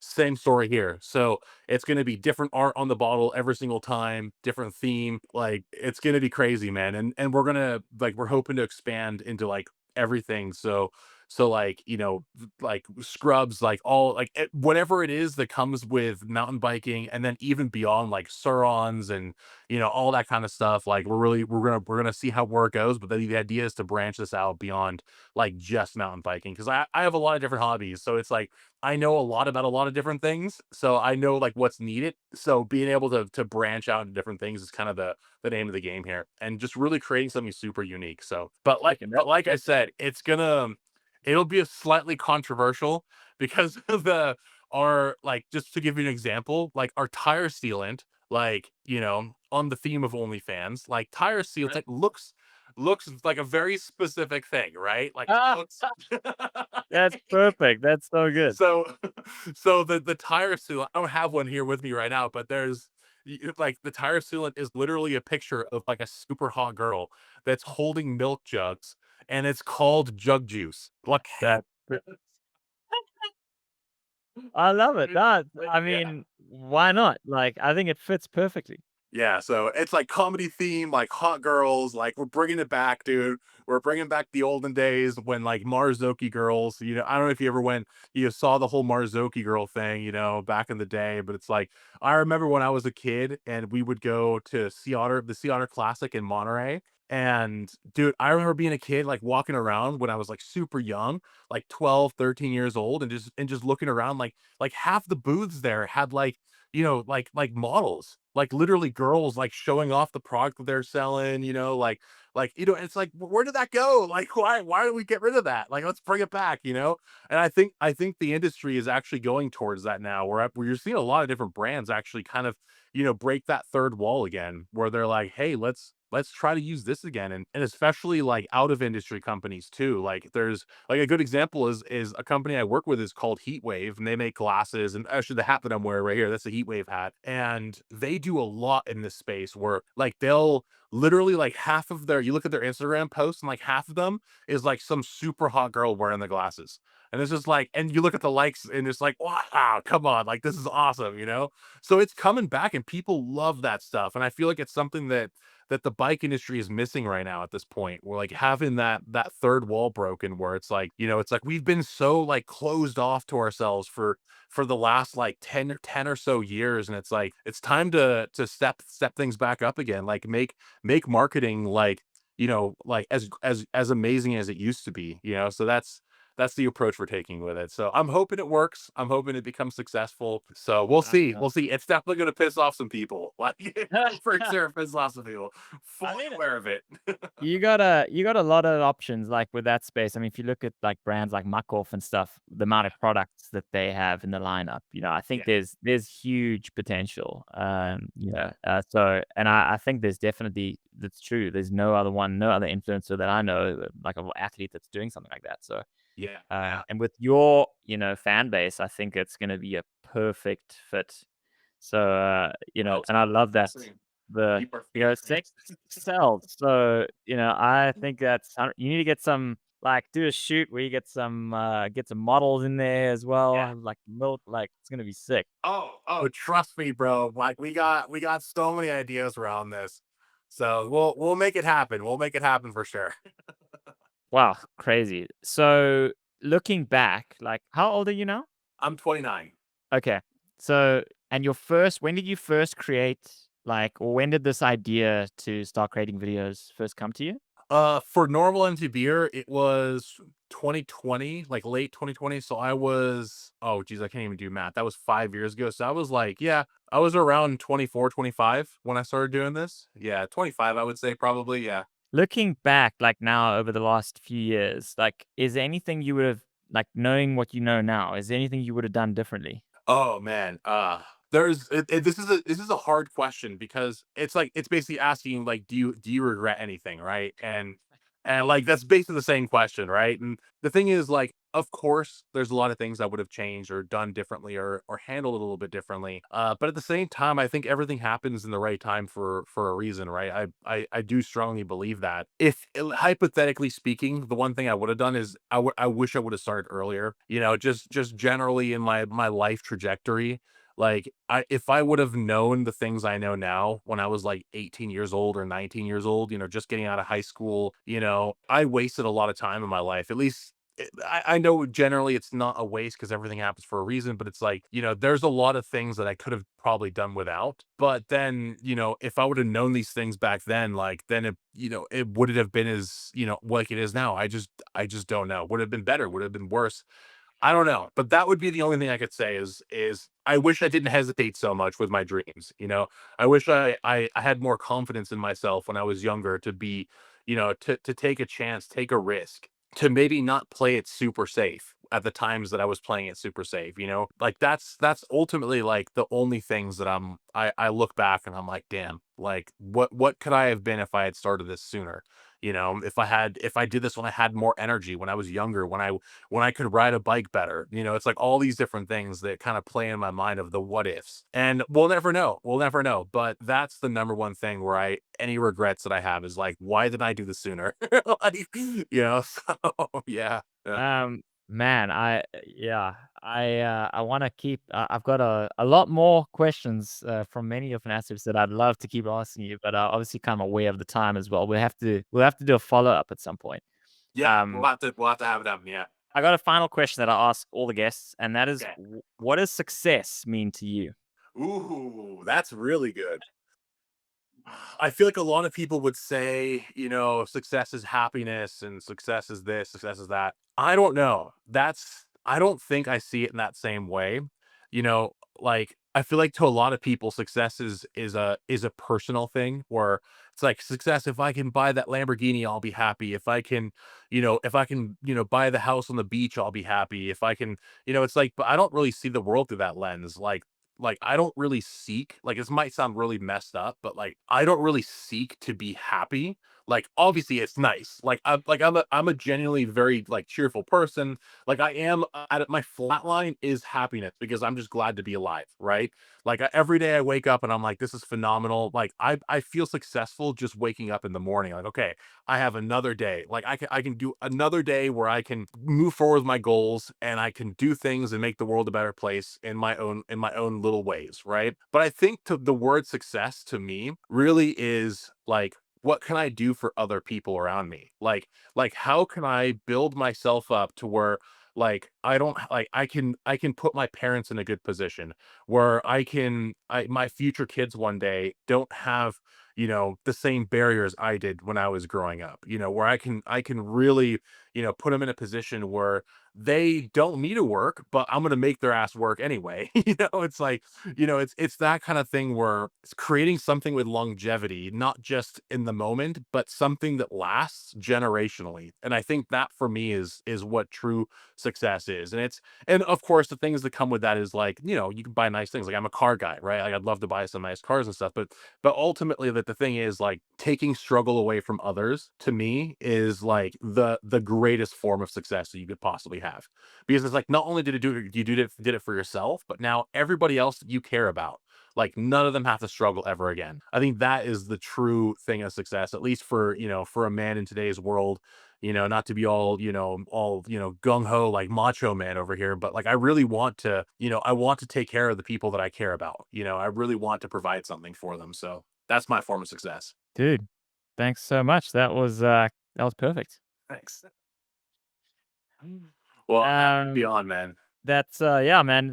Thanks again for coming on. Like, it's been really fun. Like, it's interesting for me chatting to people like yourself, like having, especially with the influencer side, like the content side, and kind of how you've done it, because everyone goes about it a different way. And there's definitely a lot of things that you've dealt with that I've experienced, and I'm sure vice versa. And it's yeah, I find it fascinating. The hardest thing for me is to keep the conversations to like a reasonable time frame. Because like honestly, like I could just sit here like the whole day and it's like, oh, well, what about this and what about that? Like, Yeah. so it's yeah, I really enjoy it. Yeah. Well, it was a pleasure coming on. It's awesome to finally get to meet you. I hope one of these days, I'll make it back up to Europa and we'll get some laps in somewhere, and dude, I'm happy to see the success that you've had, and all the social media stuff. It's amazing getting to see the progression, happen with all regards. So I'm happy to be on the show. I'm very lucky to have seen you reach out, because it's like, I mean, with DMs, Yeah, it's like yeah. they just disappear out all the time. So I'm happy that I came across your DM and boom, we're here. We made it happen. So thank you for Dude, having me on. I have an idea. I don't know. You have to let me know if you'd be game. But I don't know. Have you seen my YouTube series, the swapping lines? Any of those episodes that I I've had done? not, no. I didn't even know you had a YouTube channel. Yeah, Okay. I knew So, about the podcast. I knew about your short yeah. form content. I didn't know you had a So YouTube channel though, so I'll check it I out. haven't. Yeah, I only really started pushing the YouTube channel last year, but like I guess Instagram was still like the main thing. But and I wasn't doing a lot of short form stuff on the YouTube channel, which I am doing now. But I've been doing the series for the last year, and it's called Swapping Lines. And every episode is with a one of the an iconic rider. And I've done like Aaron Gwynn, Asa, Greg Minnar, Finn Isles, Bernard Kerr, and Andreas Kolb. And I was just thinking, I was like, what if we did one together?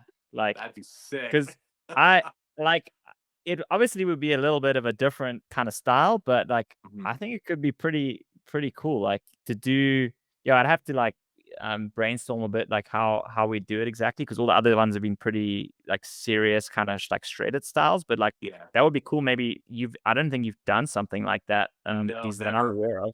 Never. I've never done Um, anything like I'd be and so we down. could like we could have some like sick riding footage and then maybe somehow combine it with some of your like comedy style as well. Like Yeah. I don't know. I'd have to like do some brainstorming, but I just while we were talking, I was just like, maybe this could be like a cool idea. Under one condition. We Okay. gotta stop halfway through for some app praying. So For some what? I pray. Like Ah. like some booze and some snacks and stuff. Like little amount. That's my only requirement. Sick. No, I'm down. I'm down. Yeah. So count me in. I'm in. 100% game. Sick. Because I won't. I don't think I'll do any more this year. Like it's been already a lot of travel and stuff. But obviously thinking about next year, and yeah, I think it would be pretty cool. And I don't know where we would do it. Like that would depend on you and if you had any plans to come out to Europe or not. But since I didn't realize that you obviously have a German influence, but I'm in Munich, and so if you ever want to come visit the family, like then it would be a Yeah. cool opportunity to tie it all together. And yeah, That's exactly what I'm thinking. I mean, after being there a couple weeks ago, like it made me realize I have to go there more often. So definitely the flight's not bad at all. I mean, it's some jet lag, but I can deal with that like no problem. So how about this? I'll keep you posted. I'm gonna definitely be back in Europe next year, maybe in the spring, and I'll let you know when I go down. We'll plan something out. We'll get something filmed. sick. That would be sick. I might be going to Worcester next year to going over to that side of the world. So Nice. I'm not sure if you had any plans to go to Whistler. If it doesn't work out Yeah. on the European side, but yeah, either way, we'll make something happen for sure. Sick. Well, I mean, Whistler is obviously very close to me, so I'm only about it's about a day's drive for me to get there. So yeah, I'm a big fan of Whistler. So if we did it there, or if we did it somewhere in the Alps or something, we'll make it happen nonetheless. Sick. Maybe yeah. So if when you got a bit of time, maybe just like you can just go to YouTube and just type in swapping lines, and I'm sure one of them will pop up, and then have a look and kind of see what we've done so far, and then you can just like send me a message, let me know kind of your thoughts if you have any ideas like of things we could I don't know add in or whatever. Perfect. But I think it could be cool. Perfect. Dude, I'm I don't so think fan. I don't think there's ever been like a shredded with someone like yourself. So I think that would be fun. It'll be a world's first for sure. Yeah. Sounds Sick, perfect to me. dude. Yeah, thanks so much, and yeah, we'll stay in touch for sure. If you guys enjoyed this episode, please don't forget to like and subscribe and drop a comment and let me know which guests you want to see, and I will do my best to get them on. And to see more episodes, click the playlist right up here. That was iconic.